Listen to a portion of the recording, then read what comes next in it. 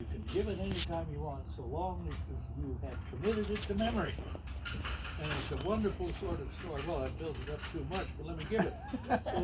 It takes place during the Prohibition Amendment in the early 20th century in a very large hotel in Miami, Florida, where the Association Against the Prohibition Amendment was meeting, led by their esteemed president, Colonel Breckinridge from Kentucky. And at the meeting of the Association Against the Prohibition Amendment, you could find your way into that meeting by there was a wicket on the door, and they'd open the wicket, and if your breath was familiar, you could get in. And so they had run out of the julep mix. And the colonel said, "I'll get it. I'll acquire these." And so in a noble gesture, he walked out the door and down the hall. And as he was walking down the hall, he passed by this great concourse of women who were gathered together with the Women's Christian Temperance Union meeting, the WCTU, led by this fabulous woman who, by the way, came from the town where Colonel Breckinridge is coming. And she saw Colonel Breckinridge making his way, as Dad used to say, like a sardine coming back down the hallway, and said, "Colonel Breckinridge." And he stopped in the hall, bemused and a little bit put off. And she said, "Colonel Breckinridge, will you come here to the door of the..." And he staggered towards the door, and she said, "Colonel Breckinridge, would you come into the room here with the ladies?" And he peered around the door case and looked at this vast concourse of women, and they were tittering and sort of smiling at each other. And she said, "Colonel Breckinridge, would you come up here and join me on the rostrum?" And he made his way toward the right. By this time, the girls were laughing, not just giggling.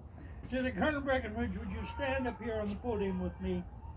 And I wonder if you would mind delivering to the audience of my friends of the Women's Christian Temperance Union a toast to water."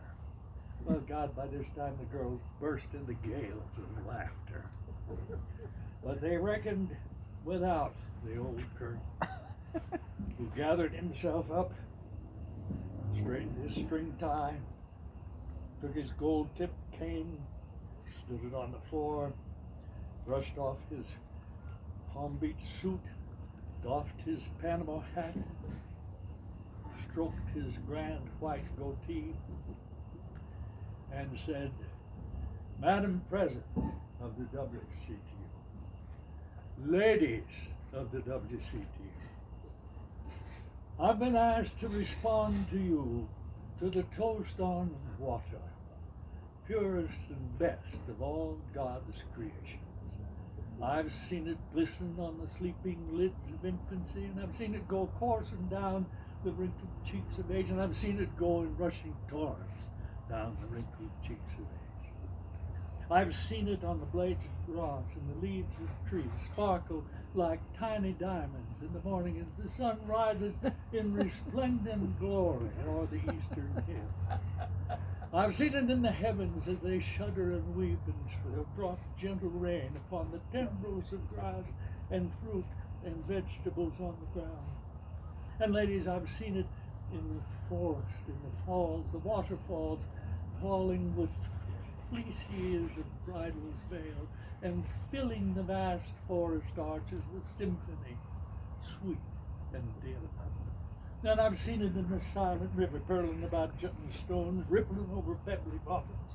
And then a mad rush to join the Father of Waters. And ladies, I've seen it in the Father of Waters go with slow and majestic sweep to join the ocean. And ladies, I've seen it in the ocean, on whose broad bosom floats the battle fleets of all the nations. But ladies, as a beverage, it's a damn failure.